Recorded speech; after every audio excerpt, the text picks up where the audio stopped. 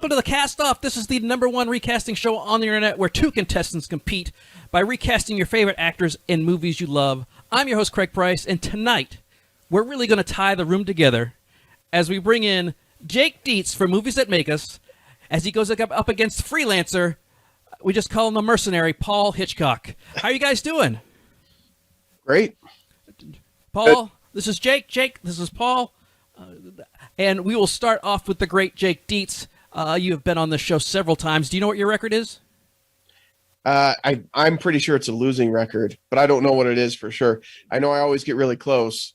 Okay. I do know I do have the distinction of being the reason why you have additional judges now, Craig, because of course I was right with my Captain Kirk pick on Star Trek. No, you were wrong. And I was right. No. And in fact, I believe in a past show, after we discussed it, you realized that I was right because my point makes good sense. Han Solo doesn't have the ability to listen and do stuff for the Navy. He wouldn't get far enough to be a captain. That's why he had to be his own. So, anyways, let's not rehash this again, Jake. No, of course not. Let's move forward. It's August. It's my birthday month. I want to be happy for the entire month. So, Movies That Make Us. What's been going on in July? You guys did a special fundraiser. We did. So we were helping Tracy raise some money for the American Cancer Society. We had a great viewing of Sharknado, a movie that he has been trying to get Val and myself to watch for years, and we haven't done it. But this was an opportunity to go see it at Broovies in downtown Salt Lake City, and we invited everybody to come out and buy some tickets and raffle off some great prizes and just enjoy.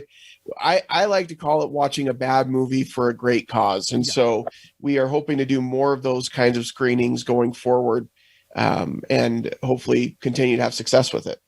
And Fan X is knocking on our door. It's going to be here in just over a month. Any big plans for Fan X? I mean, my biggest plan in Fan X is seeing you, Craig, of course.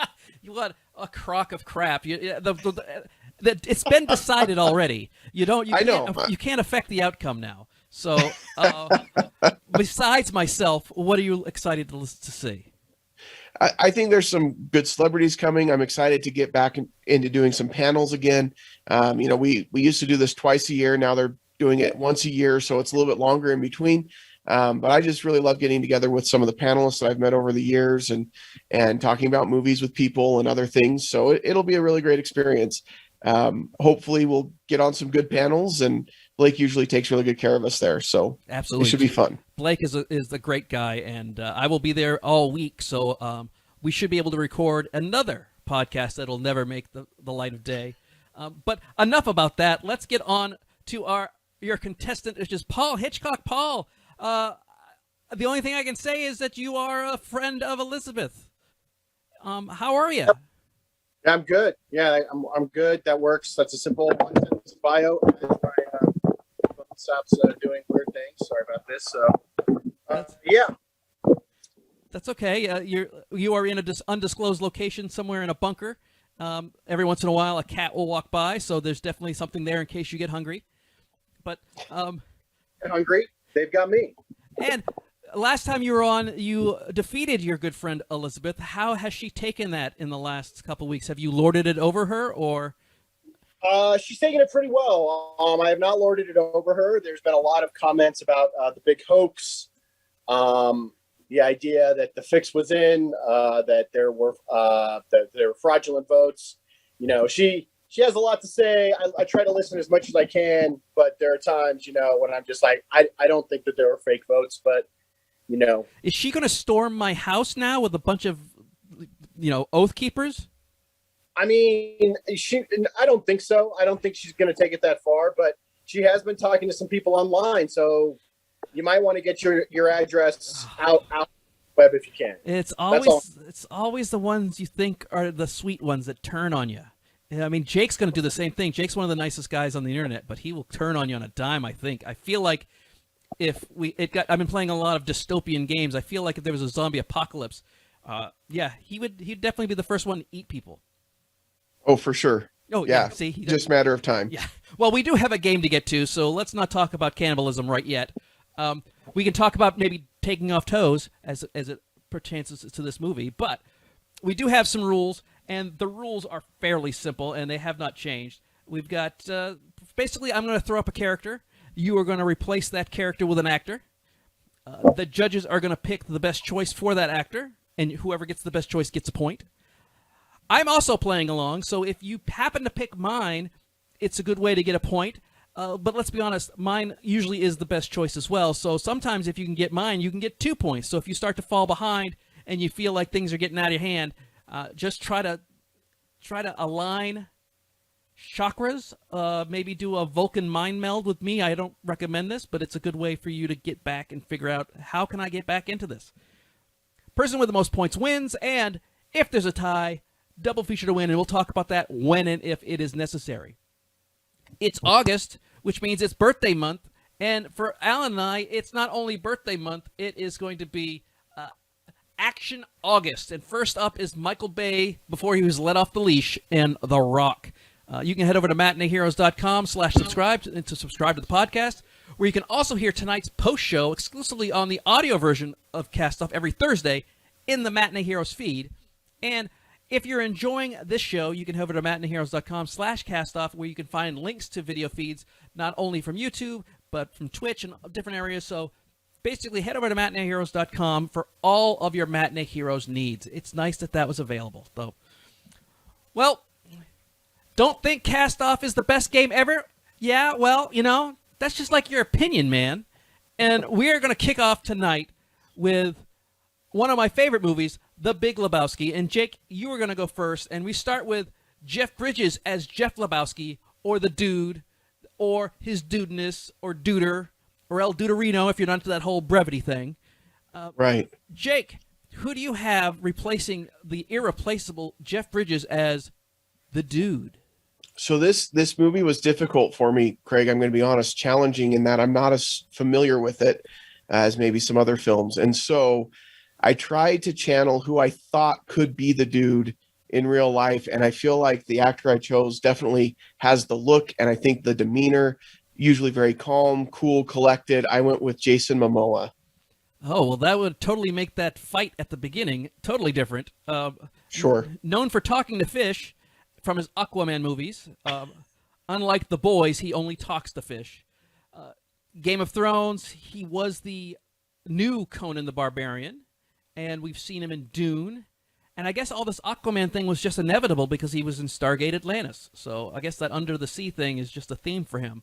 And have you met Jason Momoa? Because he's been at FanX several times. I haven't, but Tracy has. And next time you have him on the show, you need to ask him about his experience with Jason Momoa. I thought you meant next time I have Jason on. Well, yeah, next time you have Jason on, if he remembers meeting Tracy, I think it was a memorable experience for him as well. But Tracy got a great picture with him, and he even commented on it later. So, yeah. But he seems like a great guy from what I've seen. I have met him as well, and he was walking the floor buying things at FanX. He seems like he's a dude. So yeah, for sure. Absolutely.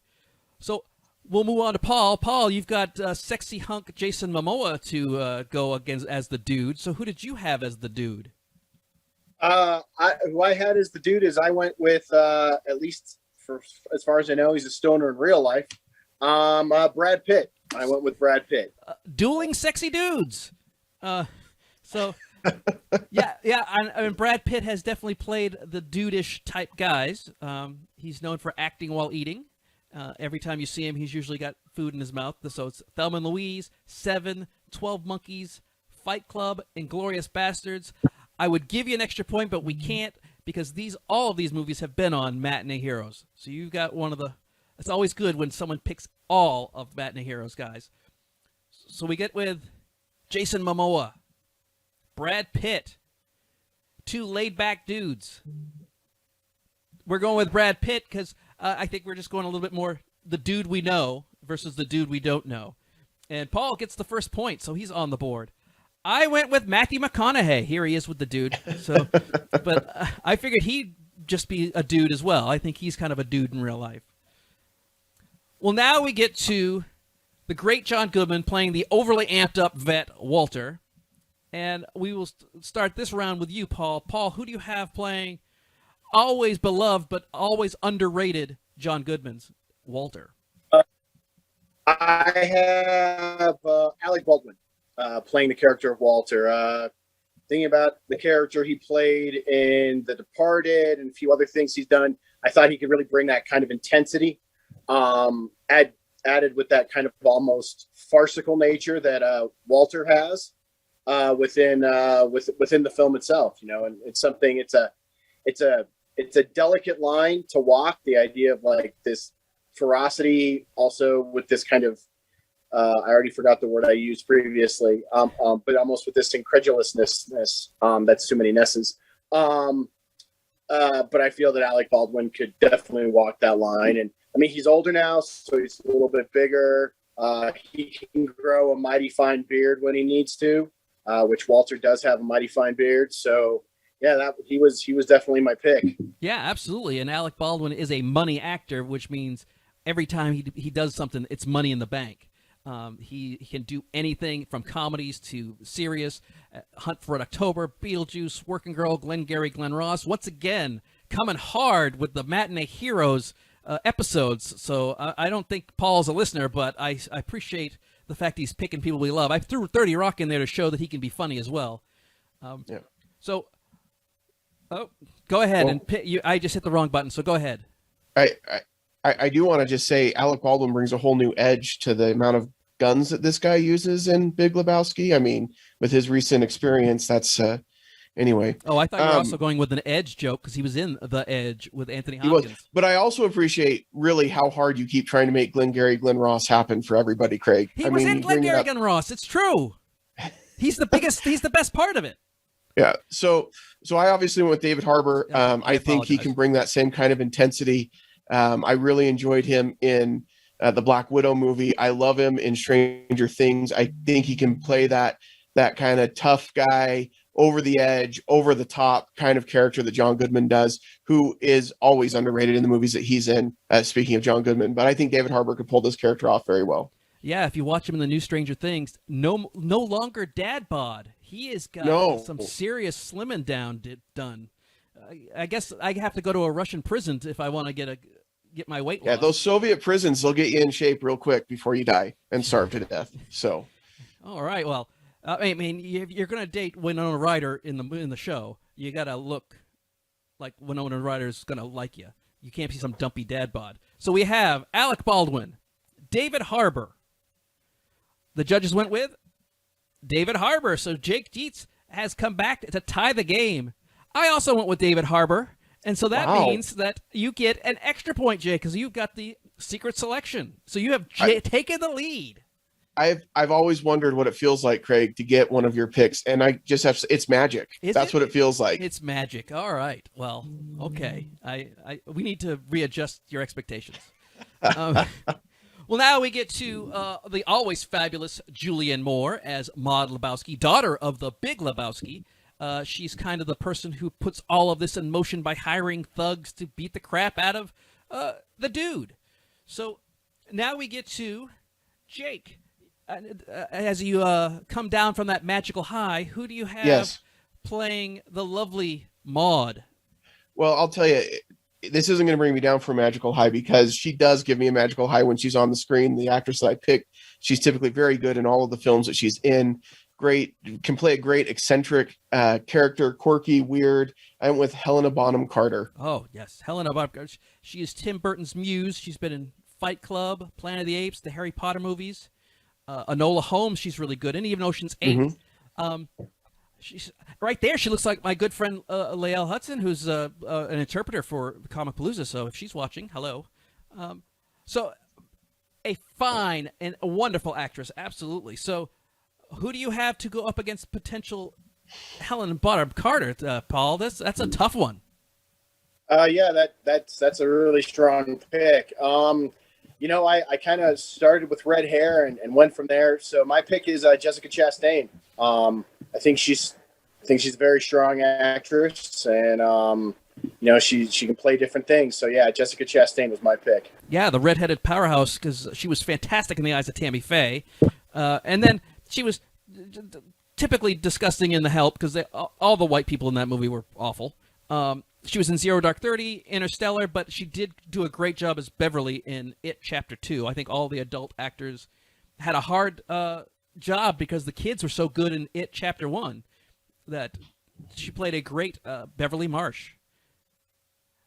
So we have Helena Bonham Carter, Jessica Chastain, and you got to go with the Oscar winner. So Paul has tied it up 2-2.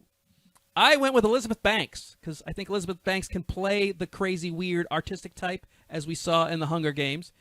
But I also think she's just a good actress and she can play the funny parts too. Well, now we get to someone completely out of his element. That is Steve Buscemi as Donnie. So we'll start with you, Paul. Paul, who do you have as Donnie, who ends up being dust in the wind, literally? I had this one. This one was a little hard for me, but who I settled on was Bill Hader. Because I just see Bill Hader maybe more based on his SNL stuff than his recent stuff like Barry. And speaking of it, Chapter 2, he's also in that, of course. Just being able to play that kind of like quiet role, doesn't say much, but he's still capturing your attention, and you're kind of just, you're looking at his face and you're seeing what he's doing. And he's just capturing your attention even when you've got big people around him. And so, yeah, I went with Bill Hader. Well, I think Barry's a good example because there's a lot of times that he's confused and wondering what's going on, and that's Donnie. And then, of course, Trainwreck, he was very low-key in Trainwreck, did a great job. I thought he was one of the standouts in Trainwreck because he's not the funny guy. He's the charming guy, but he's very low-key in that. But no, everything else, yeah, he's well over the top. He does a great Vincent Price as well. Yes. So, Jake, who do you have to go up against Bill Hader? Yeah, so I wanted someone who, like Paul said, can be quiet, but still you're going to pay attention to him, even with all the big stars around him. And I think this is someone who pulled that off last summer in, I can't ever remember if it's Suicide Squad or The Suicide Squad. The Suicide Squad. So I went with David Dastmalchian, and I don't even know if that's even close to how you say his last name. It's close. It's Dastmalchian. Yeah. Yeah. But I feel like Steve Buscemi, he's got that weird kind of look to him, but he is such a great physical actor in the way he does his facial expressions and everything else. I mean, he's just a good actor who I think has a big career ahead of him. Absolutely. He's going to be working for the rest of his life because he was his first movie, The Dark Knight, he was really good in, and that's a great way to introduce yourself as the crazy police officer. But, yeah, The Suicide Squad, where he's the polka dot man. He plays that weird Russian guy in Ant-Man. And then he's going to have a big part in Dune Part 2 because we saw him a little bit in Dune, but he's going to be playing a bigger part in the second part of Dune. So we have Bill Hader versus David Dastmalchian, and Jake Dietz gets a point for David Dastmalchian. There you go. And do you feel magical? Because I also went with David Dastmalchian. This may be cast off history, as I don't think we've ever had one person pick two of my picks in one. So that makes you get up to 4 points, and you went from a tie game for 2+. So, Paul, all of a sudden you were managing quite well, and now you're kind of far behind.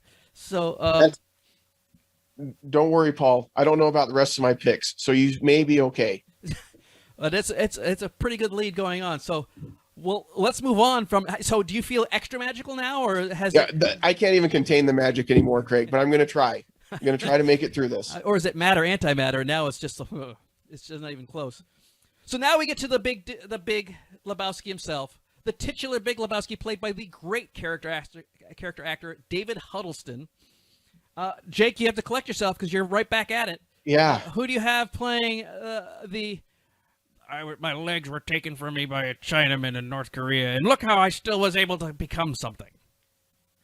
I don't know why, but when I went back and watched some clips of the Big Lebowski in the Big Lebowski, I really felt like he just reminded me of Robert Duvall, where he's at right now. I just felt like Robert Duvall could play this angry, rich, white guy yelling at the dude in his office. I just felt like he could really pull that off well. So that's who I picked. Oh, absolutely. Hollywood legend Robert Duvall. Because, I mean, let's look at the things he's been in. The Godfather, To Kill a Mockingbird, Newsies, Days of Thunder, Secondhand Lions. Once again, all 5 of these movies we have done here at Matinee Heroes. So well done on that, Jake. I appreciate you. Absolutely. Anything I can do to help you out, Craig. Anything I can do to plug the show. So I appreciate it. Robert Duvall is a heck of a pick, Paul. Who do you have to possibly go up against Robert Duvall? Well, I had to I cast based on size, which may have been a bit of a mistake, but I went with Orson Welles. I feel, especially if you look at his stuff, like that photo right there. I mean, I feel he just encapsulates the kind of like grandiosity of the character of Lebowski, but also Wells was astute enough that he would really inhabit, I think, the kind of absurdity that the character has. Yeah. When as the movie progresses and you learn more and more about the character, and you're just like, well, this dude's kind of absurd, like based on what we now know of him as the story progresses. So yeah, I thought Orson Welles would just ace that, whether you're looking at it as like, his early stuff, some of his later stuff, or like I think Touch of Evil, what he did with Charlton Heston, where he played a corrupt cop. Yeah, absolutely. He was I think he was the first mainstream cinematic genius that everyone knew of. I mean, I'm sure there may have been geniuses beforehand, but I don't think like the person on the street knew that person. But they all knew Orson Welles. And Citizen Kane is still considered one of the best movies ever made. The Muppet movie, in my opinion, is still one of the best movies ever made that he appeared in. The Third Man in Touch of Evil, as you said. And, of course, one of his last movie roles was Unicron from the Transformers the movie. So he can do anything for money. There is no wine before it's time. That's what I know about Orson Welles. So we have Robert Duvall, Orson Welles. We decided to go with Orson Welles. So, Paul, 3-4. You're on the comeback trail. I went with John Lithgow in fat suit makeup. If Colin Farrell can make this a thing, and this is how it's going to be from now on, where good actors, good heavy-set actors are going to get screwed out of jobs because super sexy Irishman like Colin Farrell can get in a fat suit. I want John Lithgow, who played the scumbag Roger Ailes, as this, because I think he would bring he's such a great actor. He brings all those things that you were talking about, Paul, to the character. Well, now we get to bowling nemesis and convicted sex offender, the Jesus, played by the amazing John Turturro. And so I believe that, Paul, you are up. Who do you have playing the Jesus? Yeah. So this was this again was a little bit difficult for me, and there were a couple of things that I initially took into account that I then kind of pulled back on. But who I went with is someone who, I mean, I think he's a problematic person in real life, but I think as an actor, he's very much able to bring a performance each and every time. I went with Shia LaBeouf. I think he's someone who can deliver a great performance. And thank you for using that picture. I believe in that picture. That's from I think that's the most recent David Ayer film where the tax collector for a mob guy. Yeah. This one he looks like John Turturro. That's why I did that. But that was what I was thinking of. I was like, at first I was like, I don't know, and then I was like, oh no, he was in that David Ayer movie, and I was like, all right, there we go. That's my pick. Well, so yeah, he's known from the meme of just doing it. Yeah. He was in those horrible Transformer movies. Some kids may know him from Holes, which sounds like it's a porn movie, but it's not. He was in Constantine. He made a splash with Disturbia, and most recently, in the last couple of years, he was in The Peanut Butter Falcon, which is a very good movie. So Shia LaBeouf, who do you have to go up against Shia?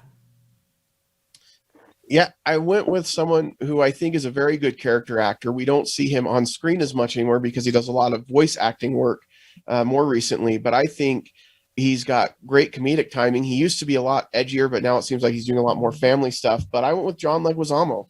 Yeah, John Leguizamo, yes. He's known for not being talked about, as he is Bruno from Encanto. Yes, correct.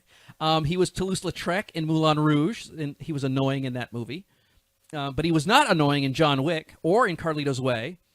And just to show you that we all make mistakes and we all need to do a job that pays a check, Super Mario Brothers. He was him and Bob Hoskins. Yeah, he was Luigi in Super. I appreciate you putting his best work up there for me, Craig. Yeah. That really helps. I want people to understand the true Leguizamo so they know why you picked him. So we have Shia LaBeouf, John Leguizamo. The judges went with Shia LaBeouf. So it is now tied. What a comeback for Paul, which is odd since you've gotten most of the answers right, and it's a comeback. I went with Pedro Pascal because Pedro Pascal can play goofy like we saw him in Wonder Woman, and we saw him in the Nick Cage movie, the Unsufferable Talent or whatever. And I just think he's a goofy guy in general. If you ever see him do interviews, I saw him do one with Ewan McGregor when he was a goofball. I just think his natural state is goofball, so I think he would fit right in as the Jesus. So it's all tied up, and now probably the most difficult one to cast because they didn't cast an actor, they cast a person. They cast the stranger played by the sultry and sexy-voiced Sam Elliott. And man, he was amazing in this. So here's what we got. It's a tie game, guys. Let the best answer win. And we start with Jake. Who do you have playing Sam Elliott, the stranger? I feel like this is definitely one of those roles that should never, ever be recast because he, like you said, Sam Elliott, he's playing Sam Elliott.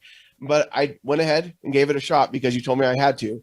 So I went with someone who I thought, man, if you put a mustache on this guy and gave him a cowboy hat, he could almost be Sam Elliott's brother in some way. So I went with Kurt Russell. Because he played Sam Elliott's brother in Tombstone, which we've done here at the show. We've Tombstone, The Thing, Escape from New York, Big Trouble in Little China, which we have a shirt made out of that one. It's so good. Tango and Cash. So, yeah, that's another wide range of matinee hero movies we've done here, but most known for Goldie's husband and now Wyatt's dad. So Kurt Russell, absolutely. So, Paul, who do you have to go up against Wyatt Earp from Tombstone? First, I just want to say that picture you found of Kurt Russell with just a mustache was phenomenal. Yeah, it took me forever. I really did. So that was awesome. So this is, as Jake said, as you have said, this is very difficult to cast because you're casting Sam Elliott, basically. I went with kind of someone who I think also kind of like epitomizes the kind of American West, at least in film and, now in TV. So I went with Kevin Costner. I felt that, obviously Dances with Wolves, Open Range, and now, of course, Yellowstone. I felt that he is really emblematic of, even if it's not the real West, he's very emblematic of this kind of American fictional West, that this kind of fairy tale that has been built up and acculturated over 150 years. And he just seemed to me to, as I said, be emblematic and inhabit that kind of, that Westernness as Sam Elliott did in the film. Absolutely. So we have dueling Wyatt Earps because Kevin Costner is every man leading man type because he was always like the nice guy, the nice sensitive type, like we see him in Bull Durham and Field of Dreams, in The Untouchables, which we recast just recently. So let's get to the end here. This is it. We've got Kurt Russell, Kevin Costner. Now, to make sure there's no tie, I went with the most obvious pick you could possibly go. I went with Jeff Bridges. So I chose Jeff Bridges because he could also be an embodiment of the West. He does, and not mumble mouth. We want him to make sure that he actually can hear him. So that's the most obvious choice. I figured one of you would have picked this and gotten a free point, but nope. So that means we will not have a tie. There's no way this is going to be a tie. It's going to be Jeff Bridges all the way. So is it going to be Kurt Russell as Wyatt Earp, or is it going to be Kevin Costner as Wyatt Earp? If Jake wins, it'll be the historic victory with the fewest picks for a win ever. And if Paul wins, he will go 2-0. Will it be Jake from State Farm? Will it be Paul, named after, possibly even related to Alfred Hitchcock? Not quite sure if that's true, but we're going to say it is for the attention. Before we find out, let's talk about subscribing to the show. Head over to YouTube. You can head over to matineeheroes.com/castoff to subscribe to the YouTube channel. Also, we're going to be at FanX with everybody. We're going to be doing a live cast-off, and one of them is going to be Scream. So if you had some cast-off shirts, That would be perfect. Yes, you're not supposed to wear the band shirt to the concert, but here at Cast Off, we want you to buy the shirts, and you don't have to wear them. Just buy them. That's all that matters. So head over to matineeheroes.com/store and get yours today. But we have to finish this up. Jake Dietz with Kurt Russell. Beloved by everybody. I don't know anybody who doesn't like Kurt Russell. I just saw his Father's Day tweet that Kate Hudson gave to him. It made people cry. And Kevin Costner, who disappeared for a little bit, has come back in full. In fact, I heard he's doing like a 10-hour movie that's going to be based on Yellowstone or something. Like he's got a whole franchise now. So will it be Jake? Will it be Paul? Jake looks like he's in pain. You can't see him right now, but he's trying to will this to happen. Paul, he doesn't care. He's like, if I win, I win. If I lose, I lose.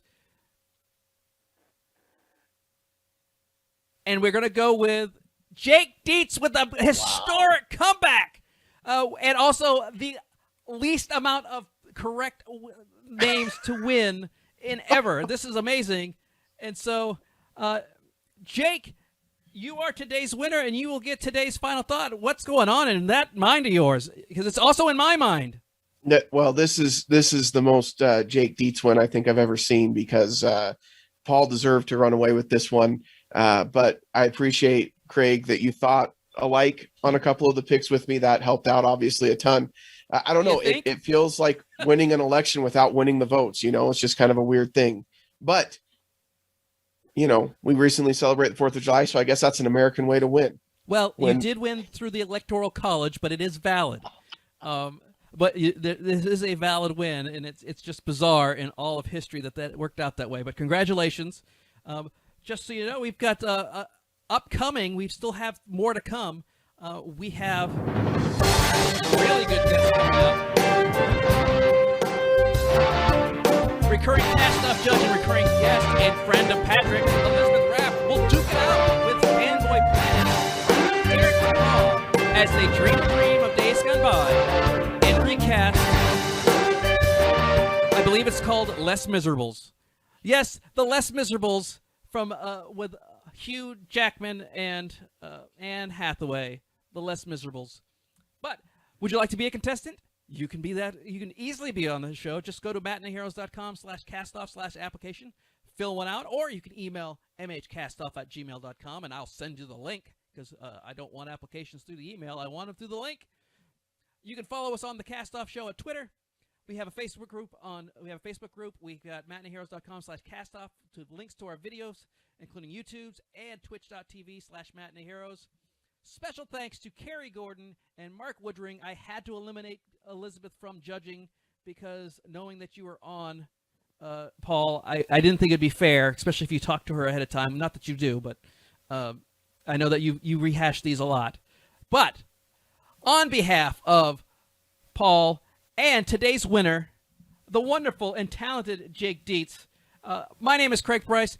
This is the Cast Off. We'll see you next week.